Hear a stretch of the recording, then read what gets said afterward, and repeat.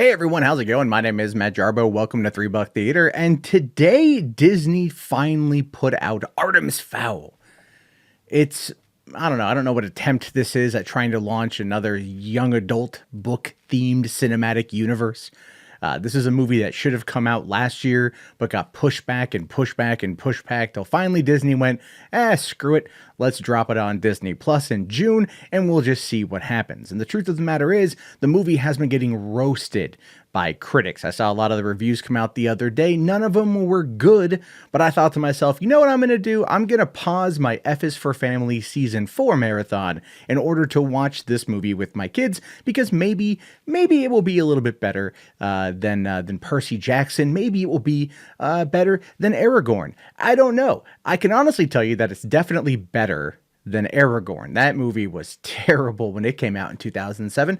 And Percy Jackson, I like. This is definitely not as good as the first Percy Jackson, but better than Percy Jackson 2, if that gives you any kind of idea as to the quality of Artemis Fowl. But the thing that really struck me with this movie all the way through was the fact that it was basically trying to be Harry Potter. I mean, to the point of where Josh Gad's character, who is a giant dwarf, whose name I can't even really remember right now, was literally dressed like Hagrid, like a young Robbie Coltrane. I'm not even making that up. You look at him and you put them side by side and you're like, yeah, no, okay. Okay, yes, totally going for this specific look. It's trying to be Harry Potter without the level of grounding that Harry Potter had, which is the biggest problem with it. So this particular book series, I don't know anything about. I have friends of mine that have read them, that loved them, that hated the movie. I haven't read any of them, so I went into this relatively cold. And for the most part, I was not necessarily impressed with the movie for a number of reasons. But at the end of it, I found myself going, if they were to make a sequel, I would watch the sequel. I liked it enough to want to see more and to hope that they would be able to get the movie or the series right. But the thing to consider with this one, if you're unfamiliar with Artemis Fowl, this is like Harry Potter, but set in Ireland and not England. And it's all about Irish folklore, which I like, to be honest with you. Goblins and fairies and dwarves and banshees and all sorts of stuff. I think that's really cool. And I was actually completely in it. I really, really like that old type of Irish fairy tales. So I was like, yeah, cool.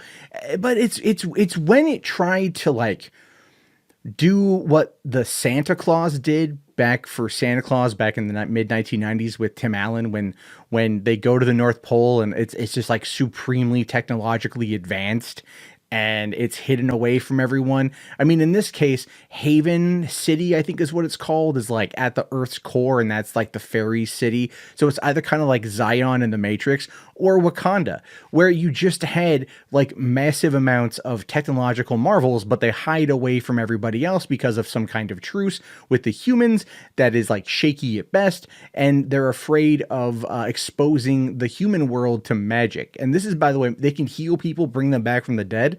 So why would they hide themselves? They have superior technology and superior firepower. Enslaving the human race wouldn't really be that difficult.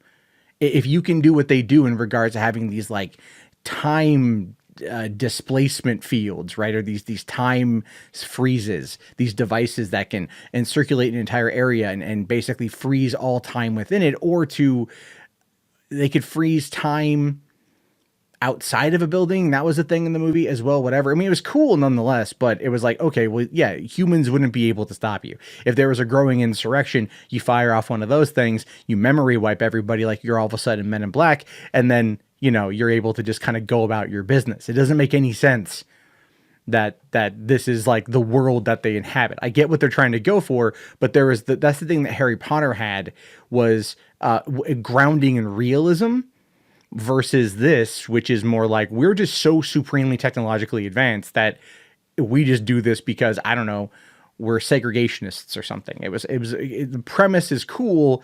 The setup is kind of cool, but there are so many things you're just like, I don't know. Maybe in the book they explained it better, but in the movie they certainly didn't.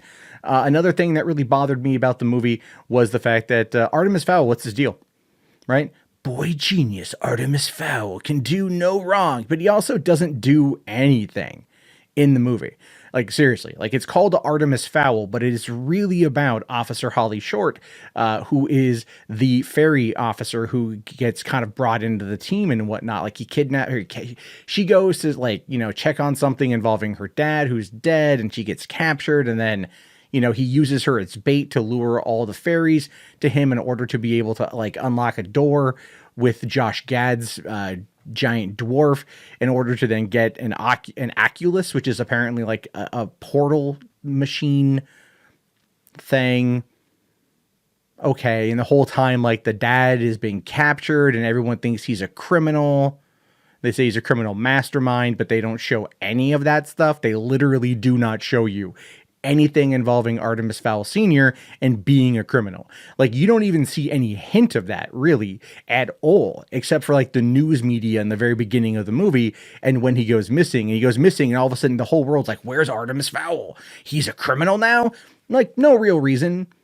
No real reason as to why that was brought up. No real reason as to why the media reacted the way that it did. I mean, literally no reason. They didn't give you anything.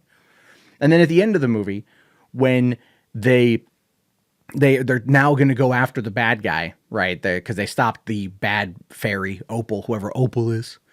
And then they're going to go out there like, oh, well, the media is still out there. And Artemis is like, I have somebody working on that. We never see who. And then at the end, he's like, I'm Artemis Fowl. I'm a criminal mastermind. No, you're not. Like, you don't steal anything. I mean, you're a smart kid. Yeah, okay, fine. They showcase you being a smart kid. You figure, you set this whole plan up in order to get everyone to your home, in order to get this thing. Cool beans. Right? That's great. But you're not a criminal mastermind. You didn't steal it. Your dad apparently stole it, but even he didn't steal the Oculus. It was stolen by Holly Short's father, Beechwood, who then died in the process of trying to protect fairydom from the Opal, or who would be people who would be using this particular device to do whatever. I mean, there's so much, like, the thing with this movie, to summarize it to the best extent, would be it either needed to be a TV series, like adapted into a TV series, or it needed to be another hour. It's literally a young adult novel that is wrapped up into just an hour and 35 minutes, including end credits. So it's like, it is short movie, and it's at a breakneck pace. The first 45 minutes of this movie happens so fast that you're trying to figure it all out. The world building is cool. I'm not going to lie. I enjoyed the world building, and I would like to see more of that. But they need to slow it down and take their time. This is one of the reasons why I think Disney Plus is working with Rick Riordan, whatever his name is, to bring Percy Jackson as a television series, as an adaptation to Disney Plus, versus just trying to do another set of movies when they realized the first two maybe didn't succeed as well as they could have, even though I do think the first movie did pretty good. Now, the thing with Artemis is barely in the movie, in my opinion. He's in it, and then he's not in it for like a long period of time. And then he also has nothing much to do. He just kind of sets everything up in the background and then knocks over the first checker and let it all just kind of tumble. And then he thinks he's the smartest guy in the room, which he clearly is. Some people might argue that's like a Mary Sue sort of thing. I don't really think that, because, like, obviously they've set him up to be like this. But again, they didn't really show us, which is a problem. Kenneth Branagh directed it. I honestly think that was a bad choice. I like Kenneth Branagh as a director, but I think in this particular case, he was trying too hard. They should have gotten someone, honestly, like Chris Columbus to come in, who did the first two Harry Potters, who did the first Percy Jackson. I think that Chris Columbus would have come in and brought that warmth and heart to this particular story that would have helped it do better. I don't know why they went with Kenneth Branagh for this one. Maybe he brought them the book series. Maybe he brought them this thinking, oh, I can make my name in young adult entertainment by making this movie. And you can tell that it's a $125 million flop, but it might do well on Disney Plus. I wouldn't be surprised if enough people watch it over the course of the next couple of days. Kids are still in quarantine, to warrant it having at least some kind of mid-budget sequel. And since Disney is definitely not against pumping out $100 million into some of these movies, I could totally see them putting the money into another Artemis Fowl in order to try to continue the story. I would just hope that they would take the time and really kind of expand upon the world in a way that makes it meaningful and makes it interesting to the audience to view. I think kids will like it because it's flashy and it's fast. I think adults will maybe like it because of the concepts of fairies and goblins and all the fantasy stuff, which, you know, there are people out there that are really going to enjoy that. But then I think when you take a critical view of the film, you're going to find yourself going, oh, God damn it. You know, it's like it could have been so much better than what it was. And unfortunately, it just simply wasn't. This is probably a one-time watch for me, maybe once more if they're going to be doing another movie, or if they release an extended cut, because I feel there's so much missing from this movie to get it down to that hour and 30, or that 135 minutes. Oh no, it was hour 35 minutes. It was just short. It needed to be longer. It needed more exposition. Anyway, if you guys saw it, let me know your thoughts. Did you guys like it? Did you guys hate it? Let me know down in the comments below. I'll talk to you guys all later. Have yourself a great day. Thank you for watching, and peace out.